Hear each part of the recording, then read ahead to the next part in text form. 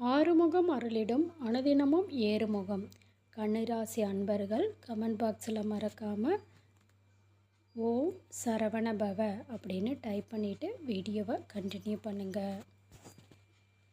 கன்னி, இந்த கன்னிராசியில் இருக்கக்கூடிய உங்களின் மனதை புண்படுத்தாதவர்கள் அப்படின்னு யாரையுமே சொல்ல முடியாது. உங்களுக்கு ரொம்ப பிடிச்சவங்களுக்கு உங்களை காயப்படுத்திக்கிட்டே இருப்பாங்க. உங்களுக்கு பிடிக்காதவங்களும் ஏதாவது ஒரு வகையில் மறைமுகமாக நீங்கள் கஷ்டப்படுற மாதிரி ஏதாவது ஒரு செயலை செஞ்சுக்கிட்டே இருப்பாங்க. கன்னிராசியில் இருக்கக்கூடிய எனது அன்பான அன்பர்களுக்கு நான் ஒன்று சொல்லிக்கொள்கிறேன். எத்தனை பேர் உங்களின் இதயத்தை குத்தி கிழித்தாலும், உங்களின் மனமே பித்தானாலும் அந்த ஆறுபடை முருகனின் அருளால் நிச்சயமாக அது முத்தாக மாறும். மிகப்பெரிய அளவில் கன்னி வாழ்க்கையில் உயரப்போகும் கண்டக சனி ஆரம்பிக்க போகுதுன்றதுனால எந்த விதமான தயக்கமும் உங்களுக்கு இருக்கவே கூடாது. ஒரு விஷயத்தில் நீங்கள் முடிவு பண்ணிட்டீங்கன்னா எந்த விதமான தயக்கமும் இல்லாமல் அந்த விஷயத்தில் நீங்கள் முழு மூச்சோடு ஈடுபடணும்.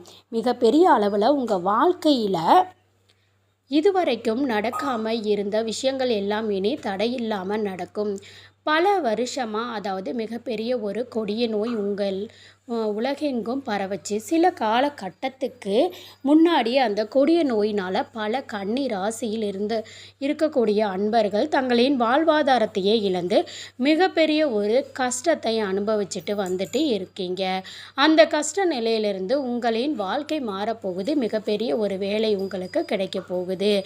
போரில் எத்தனை பேர் எத்தனை முறை தோற்றாலும் வீரன் மறுபடியும் முயற்சி செய்து கொண்டே இருப்பான். அதே போலதான் கன்னி, எத்தனையோ முறை நீங்கள் பல தேர்வுகளில் தோல்வி அடைந்திருக்கிறீர்கள். ஆனால் இந்த முறை நிச்சயமாக அந்த தேர்வில் உங்களால் தேர்ச்சி அடைய முடியும். மிகப்பெரிய அளவில் எதிர்பார்த்த வேலை உங்களுக்கு கிடைத்தே தீரும்.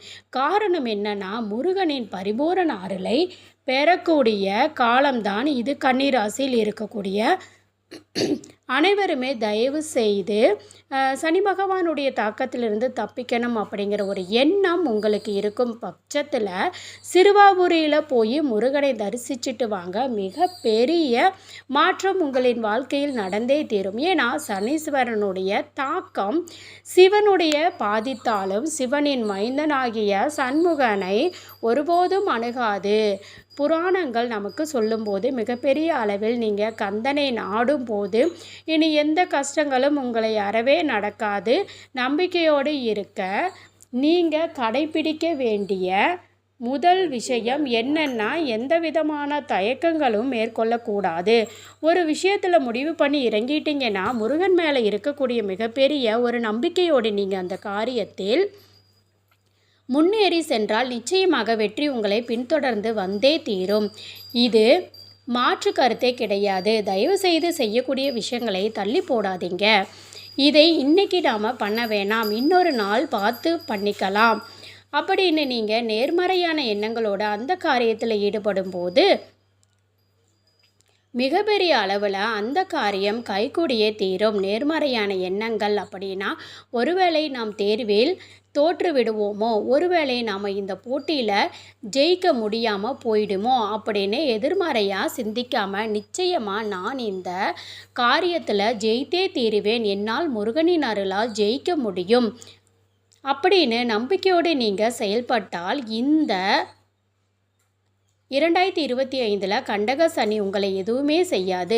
தைரியமாக இருங்க. நிறைய பேருக்கு ஒரு பயம் இருந்துக்கிட்டே இருக்குது. கண்டக சனி ஆரம்பிக்குது, நம்ம மிகப்பெரிய ஒரு கண்டத்தில் மாட்டிப்போமா அப்படின்னு தன் நலம் கருதாது பிறர் நலத்தையே கருதி தனது வாழ்க்கையையே அர்ப்பணிக்கக்கூடிய ராசி அப்படின்னா 12 ராசியில் கன்னி ராசி தான் முதல் இடத்துக்கே வரும். அப்பேற்பட்ட கன்னிக்கு எவ்வித கஷ்டங்களும் இனி நிகழ போவதில்லை அப்படின்னு நம்பிக்கையோடு இருங்க. உங்களின் வாழ்க்கை துணையும் அந்த முருகனின் துணையும் உங்களுக்கு பக்கபலமாக இருக்க போகுது.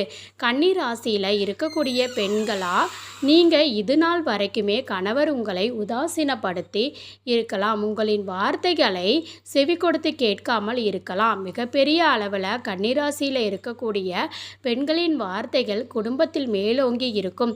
இனிமே நீங்கள் எதை சொன்னாலும் அதை உட்கார்ந்து ஆலோசிப்பார்கள். குடும்பத்தில் இருக்கிறவங்க ஒதுங்கி வச்சுக்கிட்டு வந்தாங்க உங்களை அப்படின்னா அந்த நிலை மாறப்போகுது. கண்ணியின் தரம் உயரப்போகுது. தயவு செஞ்சு முழு பௌர்ணமி அன்று சந்திரனை பார்த்து உங்களின் வேண்டுதலை நேர்மறையாக வையுங்க.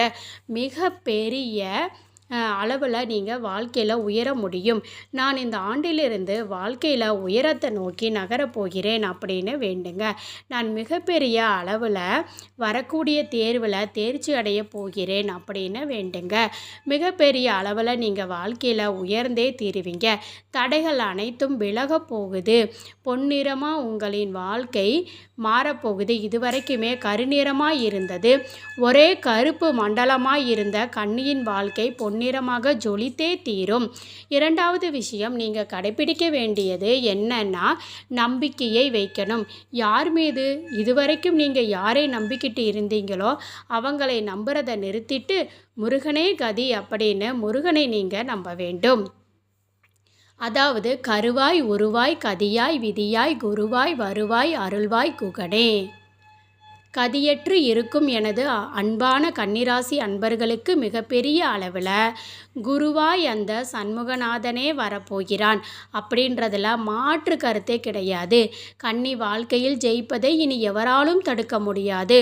உங்களுக்கு ரொம்ப மனம் பாரமாக இருக்கும் பட்சத்தில் கையை பிடித்து உங்களை வழிநடத்த ஒரு திடகார்த்தமான கரம் இல்லை என்று நிறைய நாள் நீங்கள் ஏங்கி இருக்கீங்க. உங்களுக்கு செய்யக்கூடிய வேலையில் சந்தேகம் வந்துடும். உங்கள் மேலேயே உங்களுக்கு மிகப்பெரிய சந்தேகம் வரும். நம்மளால் இதை பண்ண முடியுமா, நம்மால் இதை செய்து காட்ட முடியுமா அப்படின்னு அந்த ஒரு சூழ்நிலை உங்களுக்கு வரும் பட்சத்தில் இந்த வேல்மாறலை நீங்கள் உச்சரித்து விட்டு நீங்கள் செய்யக்கூடியதை காரியத்தை செஞ்சால் நிச்சயம் அந்த காரியம் கைகூடியே தீரும். தனித்து வழி நடத்தும் எனதிடத்து ஒரு வளத்து இருபுறத்து மறுகடத்திரவு பகுற்றுணையதாம். இதனுடைய அர்த்தம் யாதெனில் நீங்கள் யாருடைய துணையுமே இல்லாமல் யாருமே உங்களுக்கு ஆதரவே இல்லை அப்படின்னு ஒரு சூழ்நிலை இருக்கும் இல்லைங்களா, அந்த பொழுது தனியாக நீங்கள் ஒரு விஷயத்தில் இறங்குறீங்க இல்லைங்களா, அந்த தெய்வத்துக்கு மேலே பாரத்தை போட்டுட்டு இறங்குங்க. அப்படி நீங்கள் போட்டுட்டு இறங்கும்போது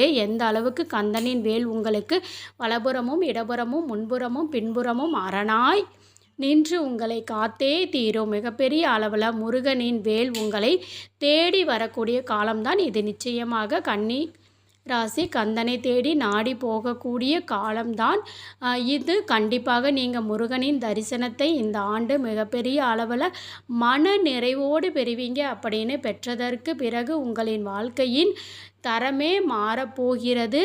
உங்களை அந்த முருகனே கையை பிடிச்சிட்டு கூட்டிகிட்டு போக போகிறாரு. காலம்தான் இது. சந்தோஷமாக இருங்க. இனி எனது கன்னிராசி அன்பர்களுக்கு கண்ணீர் இந்த பூமியில் சிந்தவே கூடாது. இதுவரைக்கும் சிந்திய கண்ணீர்கள் அத்தனையும் வைரங்களாகவும் முத்துக்களாகவும் ஜொலித்தே தீரும். அதில் எந்தவித மாற்று கருத்துமே கிடையாது. கன்னி வாழ்க்கையில் உயர்ந்தே தீரும்.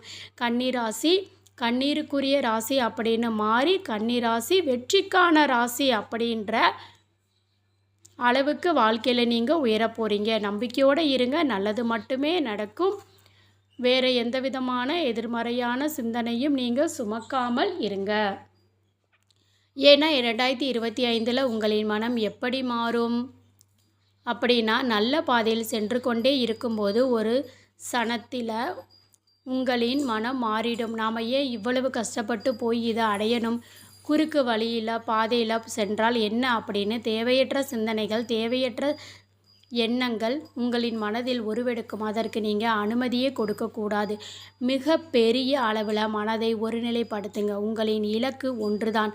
அந்த இலக்குக்கான பாதை இதுதான். அந்த பாதை தான் எவ்வளவு பெரிய தடைகள் வந்தாலும் நீங்கள் தாண்டி அதை தவிர அடுத்தவங்களின் ஆலோசனையை கேட்டு உங்களின் பாதையை மாற்றாதீங்க. மிகப்பெரிய அளவில் கந்தன் உங்களுடனே அனுதினமும் இனி இருக்க போகிறார். அப்படிங்கிறதுல மாற்று கருத்தே கிடையாது. நம்பிக்கையோடு இருங்க. முருகனின் மேல் நம்பிக்கை உள்ளவர்கள் கமெண்ட் பாக்ஸில் ஓம் முருகா சரவண பவன்னு கமெண்ட் பண்ணுங்கள். வாழ்க்கையின் தரம் மாறப்போகுது. உங்களுக்கு கௌரவம் சமுதாயத்தில் உயரப்போகுது. மிகப்பெரிய அளவில் கன்னி நெஞ்சை நிமிர்த்தி கம்பீரமாக நடக்கக்கூடிய காலம்தான் இது. நீங்கள் எடுக்கக்கூடிய முடிவுகள் நிச்சயமாக உங்களால் ஜெயிக்க முடியும். ஓம் சரவண பவ. நன்றி.